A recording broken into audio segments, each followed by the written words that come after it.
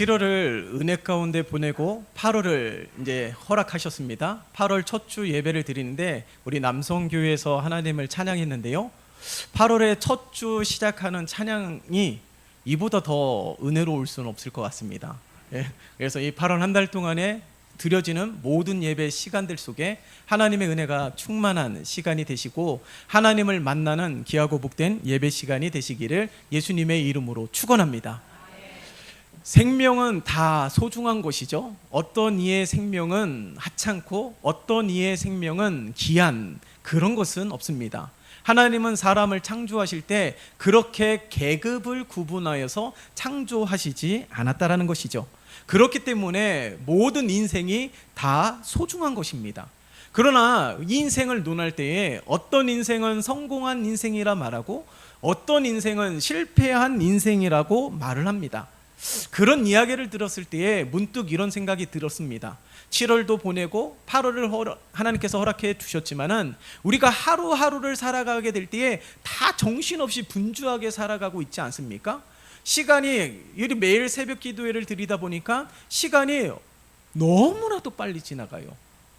벌써 목요일이 되었네, 벌써 금요일이 되었네, 벌써 토요일이 되었네, 벌써 7월이 지났네, 벌써 한 해가 저물어 가네.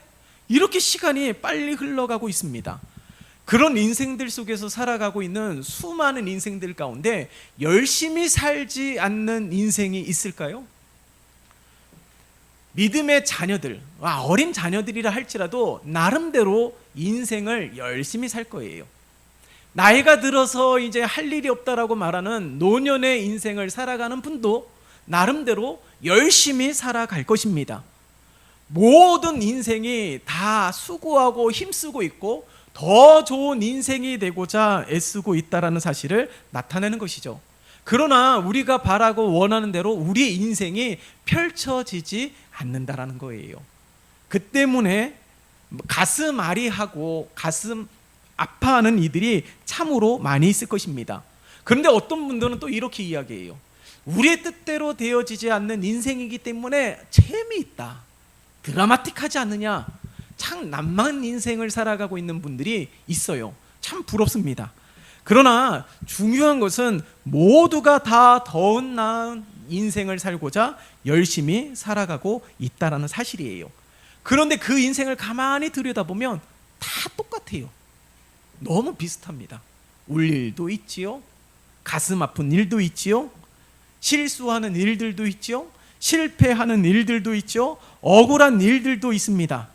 그러니까 모두가 살아가는 인생을 가만히 들여다보면 다 거기에서 거기인 듯 그렇게 보여지게 된다는 사실이에요. 그런데 모두가 다 인생이 소중하고 모두가 다 비슷한 인생을 살아가지만 인생의 마지막은 분명하게 갈라집니다. 그것이 오늘 성경에서도 말씀하고 있어요. 오늘 성경을 보니까 인생을 집에 비유하고 있습니다. 어떤 집은 상당히 괜찮은 집을 지어서 완성 상태에 이른 집도 있고 어떤 집은 이제 막 지어가고 있는 과정 중에 있는 집이 있다라는 것이죠. 그러나 분명한 것은 모두가 인생의 집을 짓고 있다라는 것을 알 수가 있습니다. 그런데 집을 보면 화려하고 살고 싶은 집이 있고 어떤 집을 보면 당장이라도 무너져도 전혀 이상하지 않는 집들이 있다라는 사실이에요. 소위 성공한 인생이라 한다라면은 저마다 다 이야기하는 것이 돈도 많고 지위와 명예도 있고 권력도 있고 그런 인생을 가리켜서 성공한 인생이라고 말을 합니다. 목사 세계도 그렇습니다. 큰 교회를 담임하면 성공한 인생이요, 작은 교회를 담임하면 어떤 인생일까요? 세상의 기준으로는 실패한 목회라고 말을 하기도 하죠. 그러나 성경을 보면 하나님은 교회를 말할 때에 큰 교회, 작은 교회를 구분하지 않았다는 사실. 여러분 성경을 읽으면서 큰 교회라고 기록한 성경을 본 적 있으십니까? 작은 교회라고 기록한 성경을 본 적이 있으십니까? 만약 성경을 읽다가 굳이 구분하였다, 물론 하나님의 의도는 아니겠지만 구분하였다라고 우리가 판단을 한다라면 어떤 교회는 주님의 역사가 충만하고 어떤 교회는 하나님이 원하시는 것보다 세상의 기준과 가치와 방법으로 세워져 가는 교회들이 있다라는 사실을 알 수가 있는 것이죠. 그러나 어떤 교회든지 큰 교회, 작은 교회를 하나님은 구분하지 않았으며 어떤 인생이든지 성공한 인생이든 실패한 인생이든 하나님은 절대로 구분하지 않았다는 사실이에요. 여러분 시편 1편의 말씀도 보세요. 복 있는 사람을 어떻게 정의하고 있습니까? 시편 1편의 말씀을 보면 복 있는 사람은 돈이 많은 사람이요, 복 있는 사람은 지위와 명예가 있는 사람이요 라고 말하지 않았다는 사실이에요. 오히려 죄인의 길에 서지 않고 악한 이들의 꾀를 따르지 아니하고 오만한 자들의 자리에 앉지 아니하고 오직 여호와의 말씀을 주야로 묵상하는 자, 그 자가 바로 복 있는 삶을 살아가고 있다라고 말을 할 수 있는 것입니다. 오늘 말씀을 보아도 예수 그리스도 터 위에 우리의 인생의 집을 지어야 함을 말씀하고 있다는 사실입니다. 왜일까요? 우리 인생을 결정짓는 가장 기초가 바로 예수 그리스도이기 때문인 줄 믿습니다. 그래서 바울도 이 고린도 교회를 개척할 때에 가장 중요하게 생각하였던 것이 교회의 기초였다는 사실이에요. 우리 교회도 처음 개척할 때에 교회 이름을 지었을 때에 여러 가지 기도의 제목을 놓고 기도를 하고 있었습니다. 우리 성도들은 어떤 교회를 원할까라고 제가 물었던 적이 있어요. 예? 뭐 다양하게 다 이야기를 하죠. 뭐 저 나름대로 뭐 반석교회, 뭐 여러 가지 교회, 아니면 정말 하나님의 은혜가 충만한 교회 이름을 그대로 벤치마킹해서 그렇게도 생각을 했던 적도 있었고, 교회 이름만큼은 제가 기도하면서 짓고 싶은 마음이 있었어요. 왜냐하면 제가 평생을 섬겨야 되는 교회이기 때문에. 물론 성도들 가운데선 더러 다수로 결정하지 않았기 때문에 그것 때문에 상심한 성도들이 있을 줄 그것도 알고 있습니다. 그렇지만은 교회 이름만큼은 기도하면서 짓고 싶었던 것이에요. 그러면서 한빛 중앙교회라고 지었습니다. 한빛에 대한 의미가 무엇이냐면 세상의 유일하신 빛이 되신 예수 그리스도예요. 이 예수 그리스도만 바라보고 예수 그리스도만 따르고 예수 그리스도 기초 위에 세워지는 교회가 되길 원했던 것이죠. 그럴싸한 교회들은 세상에 너무 널려 있습니다. 화려한 교회도 세상에 널려 있어요. 그러나 성경을 보아도 예수 그리스도 기초 위에 세워진 하나님이 기뻐하신 교회는 그리 많지 않다라는 사실이에요. 이것은 교회만을 말하는 것이 아닙니다. 우리의 인생도 그래요. 하나님이 기뻐하시는 인생 그리 많지 않다라는 사실이에요. 여러분, 오늘 우리의 삶, 교회도 온전히 주님이 전부가 되고 예수 그리스도가 우리의 인생의 기초요 교회의 기초가 되는 삶이 되시기를 예수님의 이름으로 축원합니다. 여러분, 고린도 교회도 보세요.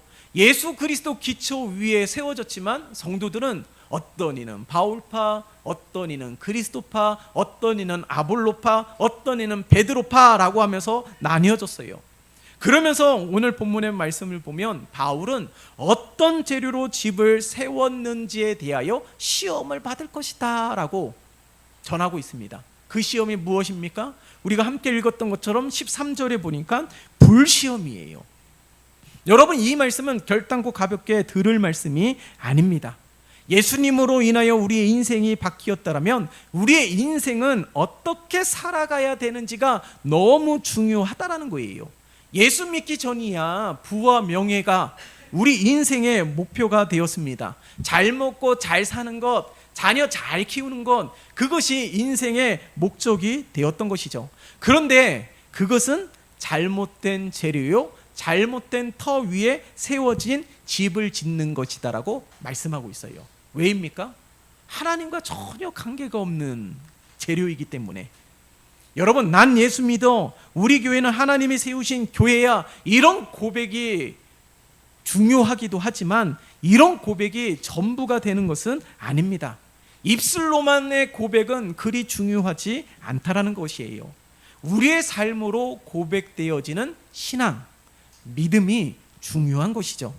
정말 예수 믿는 목사인지, 정말 예수 믿는 집사인지, 정말 예수 믿는 권사인지, 예수 믿는 성도인지가 더 중요한 것입니다. 여러분, 정말 예수 믿는 자라면 우리들의 입술로만 증명하는 것이 아니라 우리의 삶으로 증명해야 되는 거예요. 가정에서도, 교회에서도, 직장에서도, 우리의 삶의 모든 터전 속에서 증명되는 삶이 되어야 되는 것이죠. 하나님은요, 우리의 마음과 생각을 감찰하시는 분이십니다. 누가 정말 예수 잘 믿는 성도인지를 하나님은 누구보다도 객관적으로 아시는 분이세요. 우리가 요한계시록의 말씀을 보아도 소아시아 7교회에 대하여 기록하고 있는데, 놀라운 것은 예수 그리스도 기초 위에 세워진 다 교회들 것이에요. 근데 어떤 교회는 책망을 받고 어떤 교회는 칭찬을 받았다라는 사실을 잊으면 안 됩니다. 첫사랑을 버렸다라고 책망을 받고 뜨겁지도 차갑지도 아니하다라고 책망을 받았던 교회가 있다라는 사실, 그러나 그 가운데서도 칭찬을 받았다라는 자들이 있습니다. 여러분, 마태복음 7장 24절과 27절의 말씀을 보면 두 집 비유가 나오죠. 하나의 집은 반석 위에 세운 집, 또 다른 집은 모래 위에 세운 집에 대한 비유가 나옵니다. 얼마 전에도 개봉이 되었지만은 콘크리트 유토피아라는 그 영화를 보면 그렇게 화려한 아파트는 아니에요. 근데 콘크리트로 지었다라는 아파트인데, 모든 아파트들이 다 그렇게 짓지 않았습니까? 그런데 그 아파트만 지진이 났음에도 불구하고 모든 건물은 다 무너지고 세상의 종말 같은데, 그 아파트에 산 이들은 밖에서 무슨 일이 일어나는지조차도 조금도 느끼지 못했다라는 거예요. 에이스 침대에서만 편안한 잠을 자는 것이 아닙니다. 그 아파트에 살아가는 주민들은 정말 꿀잠을 자고, 세상 그 아파트 밖에서는 수많은 이들이 죽어가고 있고 수많은 건물들이 무너져서 세상의 종말 같은 삶을 지경에 놓여 있지만, 그 아파트에 살아가는 이들은 그렇지 않다라는 사실이에요. 여러분, 그러나 그것은 영화 속에서만 존재하는 것이 아닙니다. 우리의 인생도 이와 같다라는 사실이에요. 겉으로 볼 때는 다 똑같아 보입니다. 그러나 하나님 앞에서는 절대로 그렇지 않다는 사실이에요. 말씀을 보아도 어떤 이는 영원한 생명을 얻고 어떤 이는 멸망케 되는 있는 이들이 있다라고 분명하게 증거하고 있는 것이죠. 왜입니까? 기초가 다르기 때문에. 우리가 정말 열심히 인생의 집을 짓고 있지만, 모두가 다 그렇게 수고하고 있지만, 정말 내 인생의 집이 견고한 집인지 흔들리는 집인지 알 수 있을 때는 홍수가 나고 지진이 일어날 때에 그 집이 무너지는 집인지 견고히 세워져 있는 집인지를 알 수가 있는 것이죠. 그 차이가 무엇입니까? 바로 예수 그리스도입니다. 견고한 집도 흔들리고 무너지는 집도 동일한 것은 모두가 하나님의 말씀을 들었다라는 사실이에요. 씨 뿌리는 비유에서도 4가지 밭이 나오지만은 모든 밭에 하나님의 말씀이 씨앗이 뿌려졌습니다. 그러나 그 말씀의 열매를 맺었던 밭은 오직 하나의 밭밖에 없다라는 사실을 우리는 잊으면 안 되는 것입니다. 무엇이 문제였을까요? 씨앗이 문제였습니까?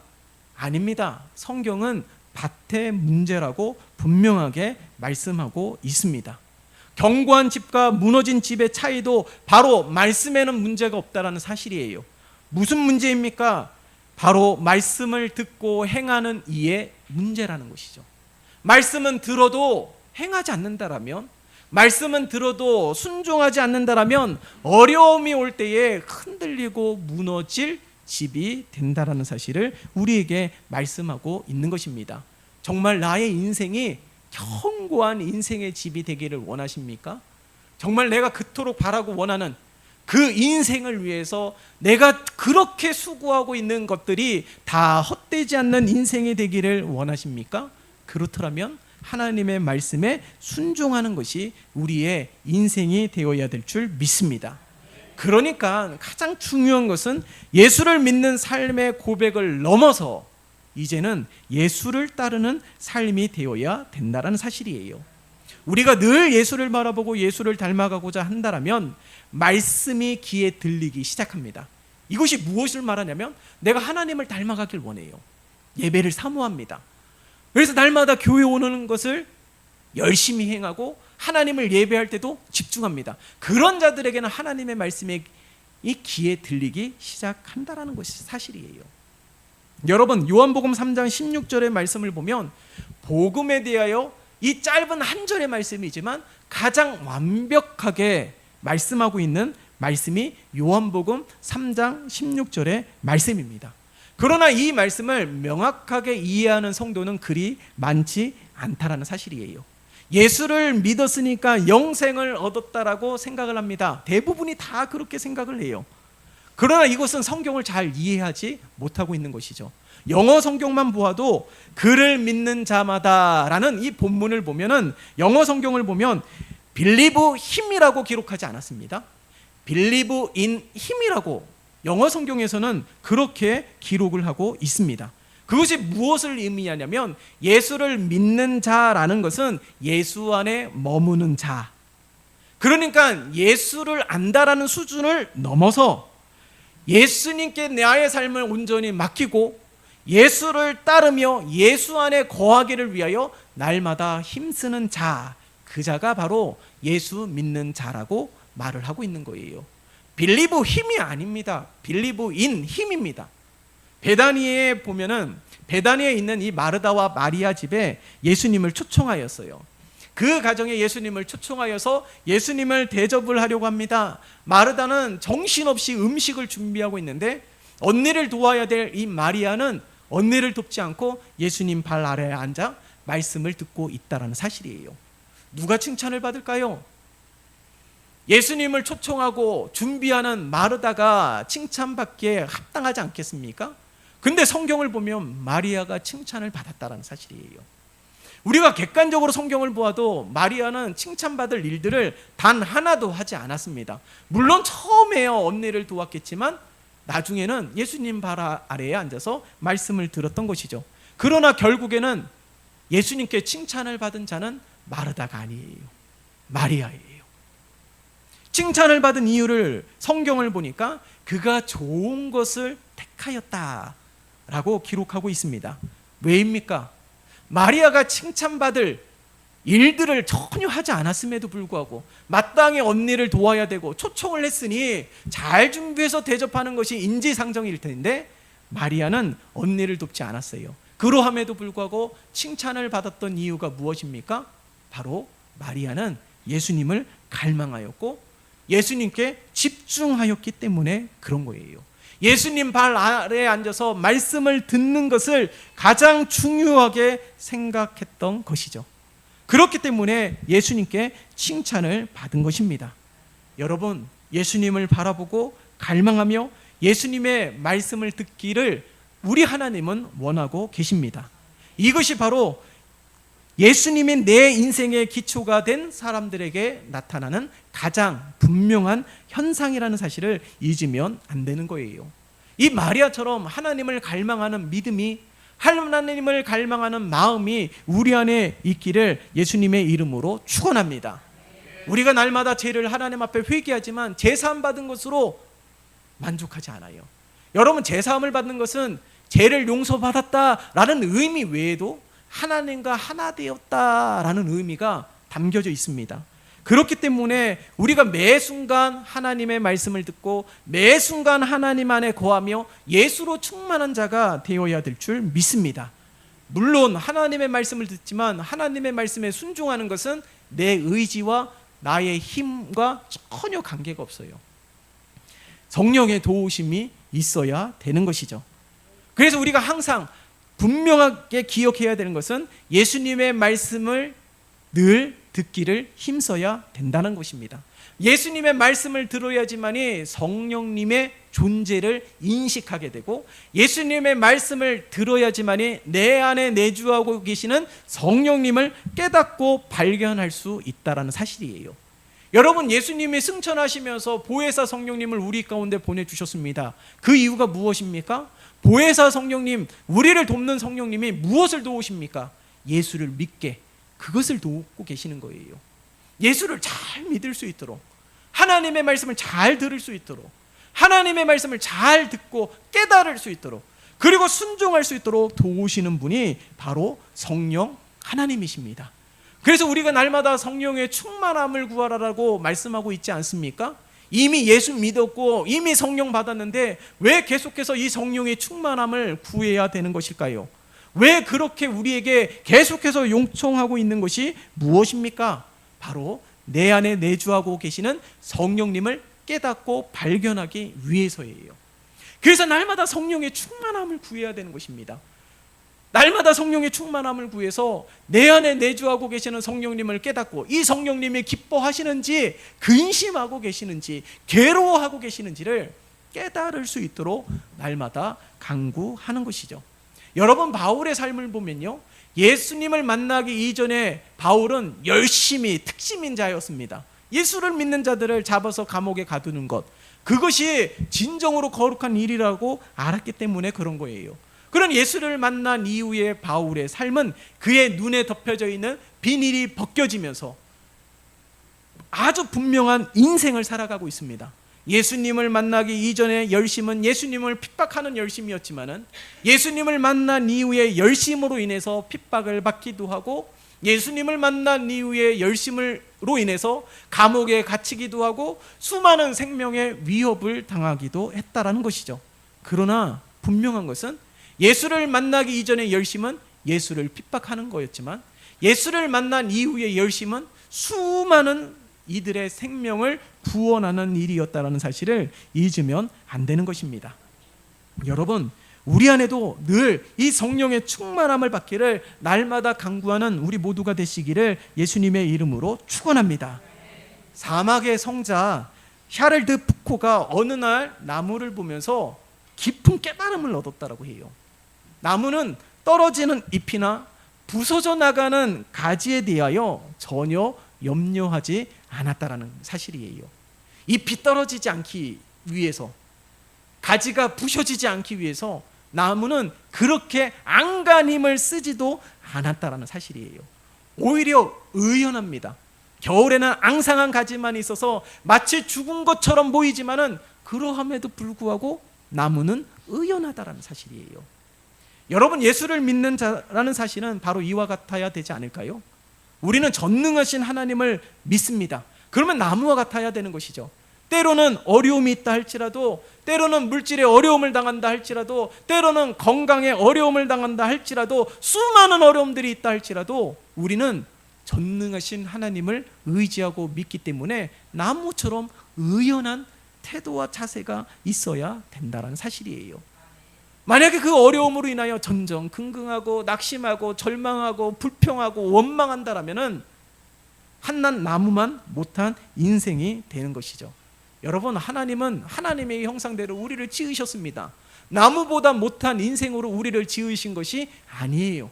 전지전능하신 하나님이 나의 아버지가 되시고 전지전능하신 하나님이 나의 하나님이 되신다라는 믿음의 고백이 있다라면은 우리가 이 나무처럼 초연한 모습으로, 의연한 모습으로 하나님 앞에 서기를 예수님의 이름으로 축원합니다. 그러니까 나무처럼 어떤 상황 속에서도 의연한 것처럼 전혀 흔들리지 않는 그런 집, 그런 인생, 바로 그런 인생이 바로 하나님을 의지하고 하나님을 믿는 인생이라는 사실을 말씀하고 있는 것이죠. 여러분, 우리가 너무 쉽게 하나님을 믿는다라고 말을 하지만 여러분, 진짜 향나무와 가짜 향나무의 차이를 아십니까? 어떻게 알 수가 있을까요? 겉모습만 보면은 전혀 알 수가 없는 것이에요. 그러나 나무의 도끼를 찍을 때마다 그것을 알 수가 있죠. 나무의 도끼를 찍을 때 그 향이 더 진하게 향이 나고 퍼지게 됩니다. 진짜 향나무는 그렇다는 사실이에요.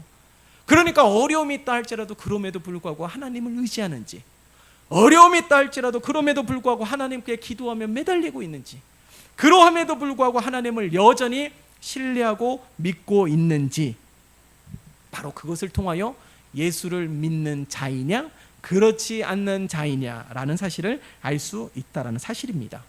그런데 아이러니하게도 하나님은 우리 안에 이 믿음으로 살 힘을 우리 안에 두지 않으셨다라는 사실이에요. 왜요? 계속해서 구하게 하시기 위해서. 그러니까 하나님이 공급해 주시는 은혜로, 공급해 주시는 힘으로 우리가 믿음으로 살아갈 수 있다라는 사실입니다. 내가 지성인이기 때문에, 내가 온전한 성품을 가지고 있기 때문에 아니에요. 믿음은 전혀 관계가 없습니다. 항상 하나님을 의지하고 바라보며 하나님을 앙망하는 것, 빌리브 힘이 아니라 빌리브 인 힘으로 살아가게 될 때에 바로 그런 예수를 믿는 자의 삶이 된다는 사실이에요. 우리 안에 성령님을 보내주셨다고 해서 도깨비 방망이처럼 우리가 원하는 것 뚝딱 그렇게 생겨나게 하는 것이 예수 믿는 것이 아닙니다. 하나님을 더욱 의지하고 말씀에 순종하며 예수 잘 믿는 자들이 되기 위하여 몸부림치게 될 때에 하나님께서는 그 걸음걸음마다 함께 하시고 하나님께서는 손을 대어 일을 하는 것마다 형통케 하시는 하나님의 은혜가 넘쳐나게 될 줄 믿습니다. 성경에 그런 하나님의 사람들의 이야기가 얼마나 많이 기록되어 있는지 몰라요. 오늘 이 시간 이후로 우리 모두가 함께 이렇게 고백했으면 좋겠습니다. 날마다 예수 그리스도의 기초 위에 세워진 내 인생의 집이 되도록, 내 인생의 기초는 오직 예수 그리스도밖에 없음을, 예수 안에 굳게 서기를 날마다 고백하고 날마다 하나님께 도움을 간구하며 그렇게 믿음으로 살아가는 우리 모두가 되시기를 예수님의 이름으로 축원합니다. 살아계신 하나님 아버지 감사합니다. 우리 한빛 중앙교회와 온 성도들이 예수 잘 믿게 도와주시옵소서. 우리의 인생의 집이 반석 위에 세운 집, 예수 그리스도 터 위에 세운 집으로 살아가게 도와주시고 그로 인하여 풍성한 하나님의 은혜를 누리며 그로 인하여 하나님의 은혜와 복이 충만한 삶이 되게 도와주시옵소서. 예수 그리스도의 이름으로 기도드리옵나이다. 아멘.